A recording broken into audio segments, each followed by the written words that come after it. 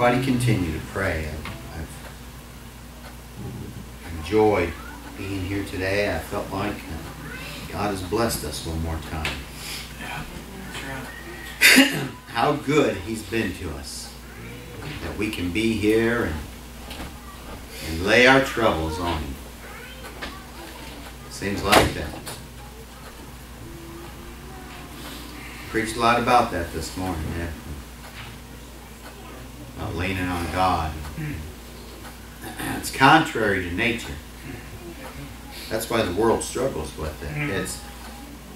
It's the opposite of what the world would have you do. The world would always have you figure out your problems and solve your problems and take charge of those things. And Jesus said, "Come unto me. Lay your burdens on me, and I'll give you rest." And isn't it wonderful that we can do that? Me being the weak creature that I am, I could never get through life without my Lord. And I know that this world doesn't understand that. Much of the world thinks that it's a weakness to have to lean on God. That they believe it's a fairy tale.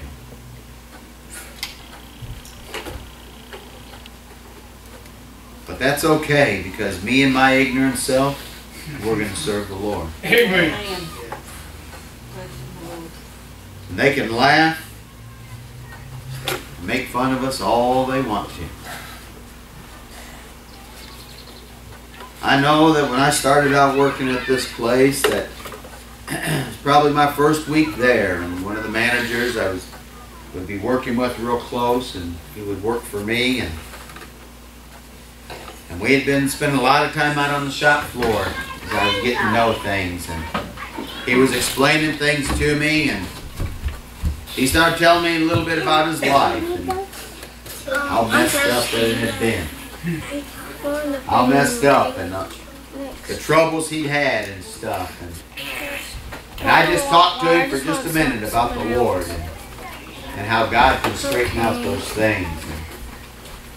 And he barely even knew me, and he said, "I knew there was a reason you came here to work."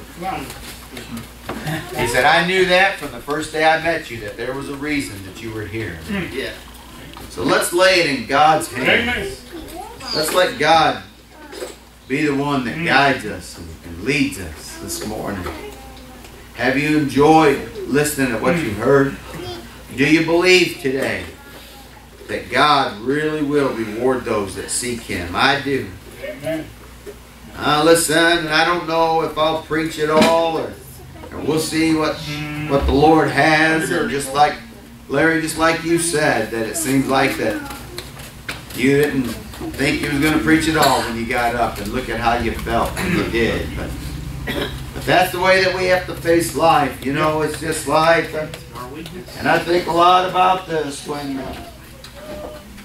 Moses had been leading God's children around, and they'd spent years, hadn't they, in the wilderness, and they'd get a little strength and belief, and they'd backslide and get angry and woe is me. And I think a lot about that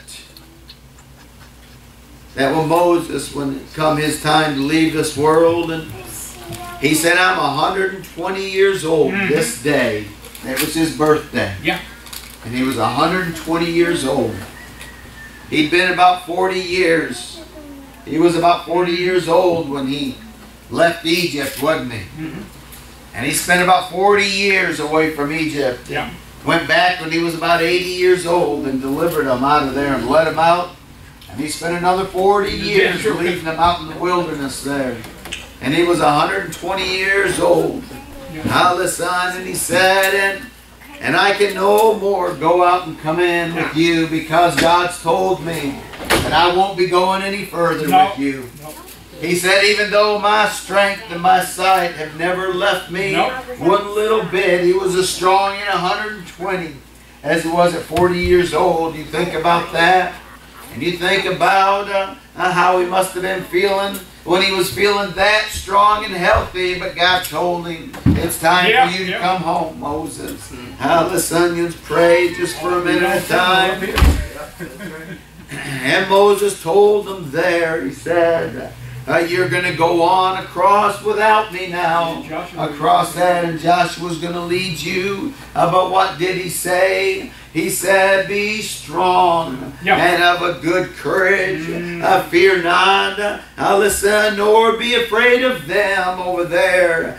For the Lord thy God, He it is that doth go with thee. He will not fail thee. He will not forsake thee. Listen today, people, I'm telling you that I know that we may face tribulation here, but you know why we won't? We don't have to face it alone in this world here, and that's what I'm talking about. Listen, and it's little things. It's these little things in life that God knows how to strengthen us. He knows what we stand in need of. He knows. Don't you understand? He knows what your children are going to face. Maybe when you're long gone, He knows what they're going to face. And He's already planting little seeds along the way. It's like bread cast on the water. Listen, it's going to flow downstream. And we don't know where it's going to feed something along the way. Do we? Just like Moses there when he was telling them goodbye. Listen. And he told them to be strong and of good courage there. He said, because I'm telling you that when you go across and God delivers the land in your hands, listen, then he said, and then life gets good for you. Listen, he said, I know that. Oh, yeah. Lions, pray for me, and we'll get us a song here. But Moses told them that when things go good for you, you're going to forget God. You're going to forget where you came from. Listen, is that the way we are today? Oh, God. And when troubles come in your life, you're going to say, these evils are on us because God is not among us. They're going to blame God when things go wrong.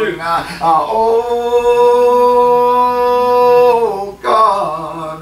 Larry, when you talked about Uncle Ron there, listen, I knew him as Brother Ron Scott when I was growing up, and when I was just a young boy, he was, listen, one of the biggest, strongest men I'd ever seen in church. Listen, he had scholarships to many universities to play football, but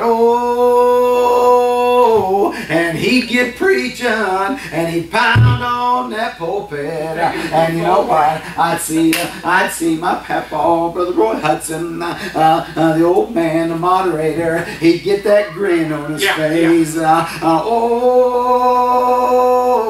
I heard him say, boy, and that boy's just a preaching machine. Listen, he was big and strong, but God, but you know what happened?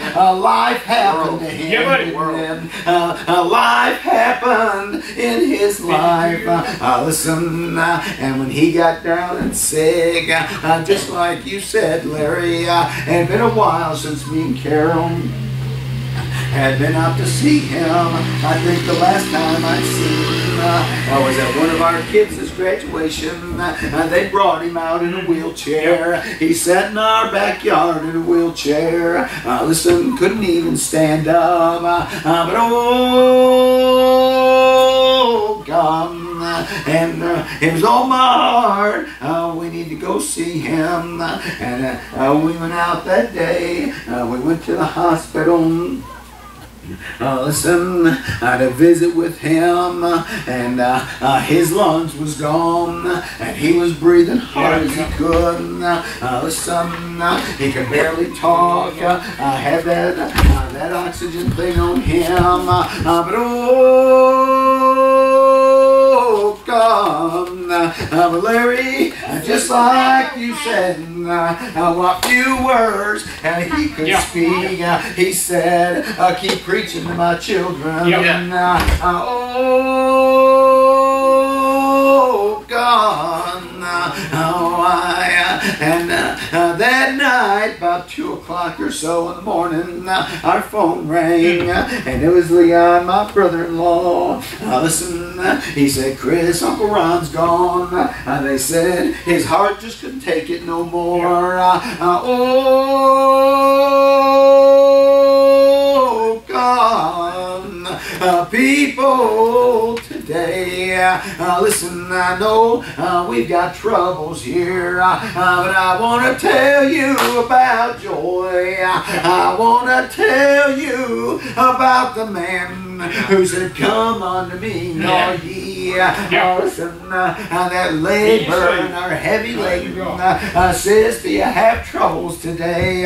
Do you have worries about family? Are you heavy laden today? Oh, gone. I will give you rest, my Lord said. Are you troubled? I'm going to give you rest, the Son. People today, why? That's what we're talking about. That's what it's all about today. Rest in place that God's made for His children. But listen, I'm telling you, don't look for the easy way out. Paul wrote one time, I want you to think about this. When he was counseling, listen, Timothy, that young man, that young preacher, Paul referred to him as his son. That's how close he was to him. But he was counseling him one time.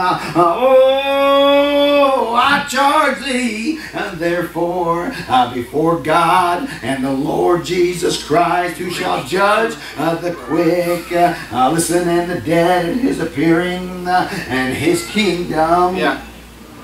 Listen, he said, preach the word, be instant in season. Listen, and out of season, reprove, rebuke, and exhort with all long suffering and doctrine. For the time will come when they will not endure sound doctrine. People, I'm telling you, look out across the land today. Listen, if you preach Jesus, they say you're full of hate. If you listen, if you counsel against sin, they say you're full of hate, don't they?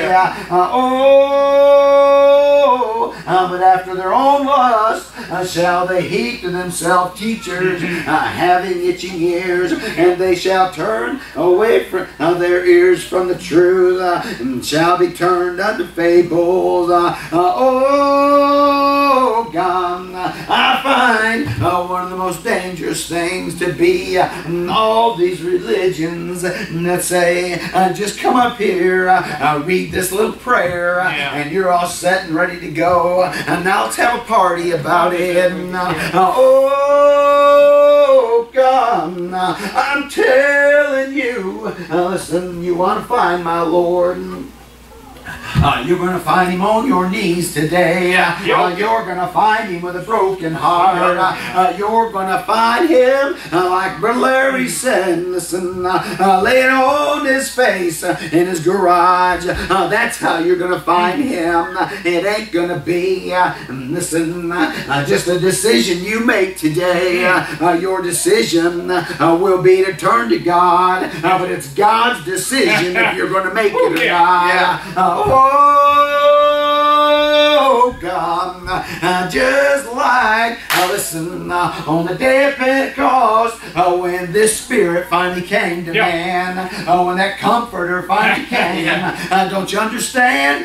Before Jesus came, they didn't have what we have. They didn't have salvation. They didn't have being born again. They just lived by rules, and that was it.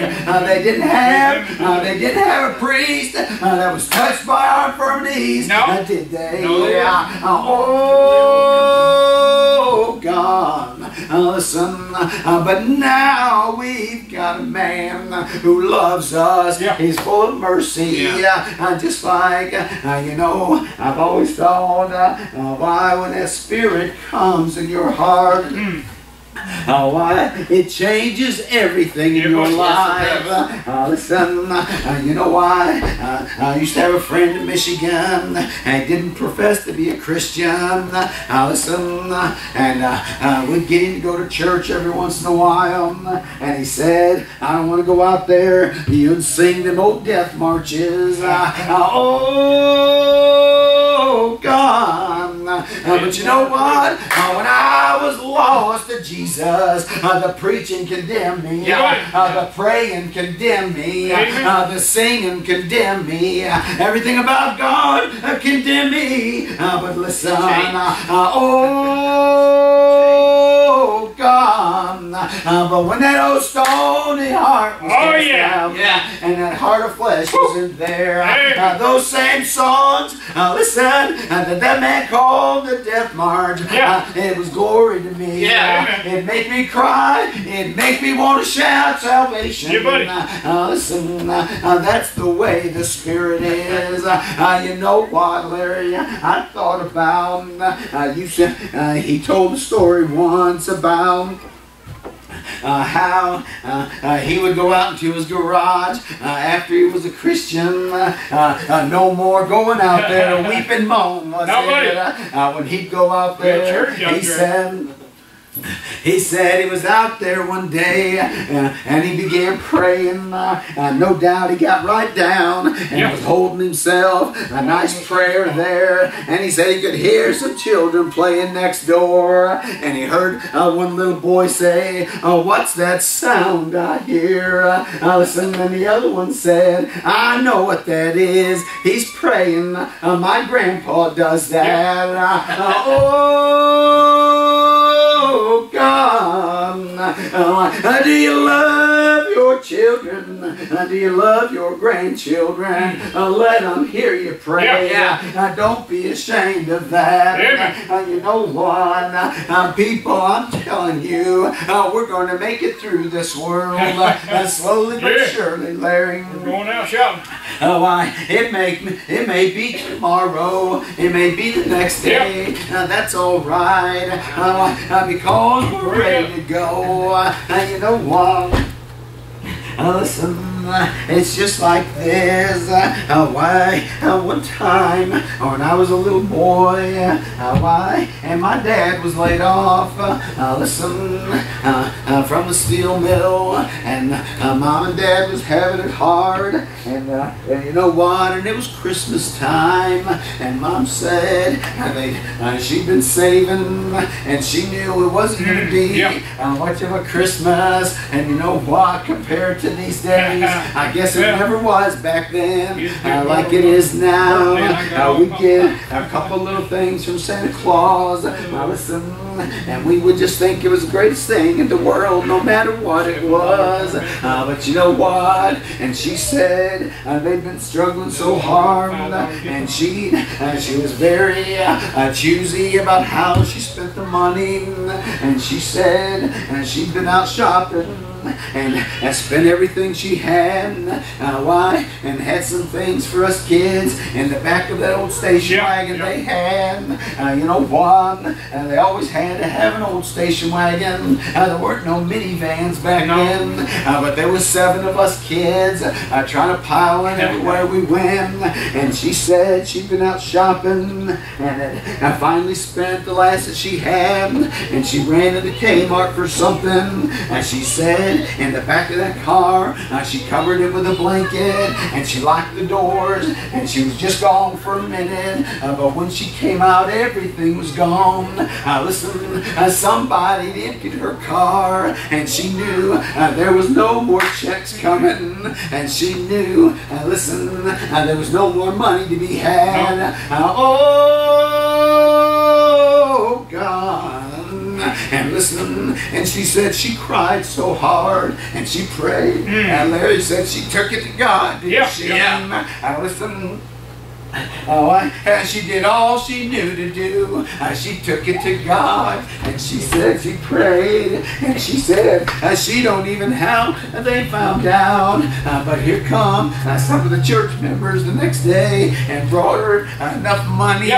Listen, and she just ran out and got us a few things. But you know what? Oh God, us children, we never knew the difference. Listen, we didn't know that there was even hard times.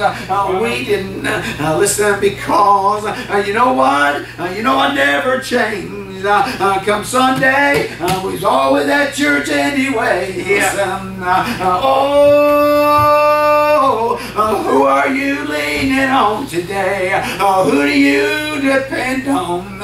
Listen, some of my earliest memories, watching my mom sit at a little table and writing a letter to her brother over in Vietnam, and the tears just rolling down her face.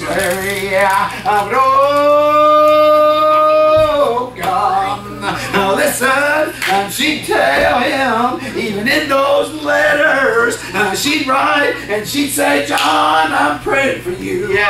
John, you need to be calling on the Lord. Listen, and every night back then, the news would give the body counts. And I know that sounds bad, but they did. They'd give the body counts on the news. My mom would be glued to it.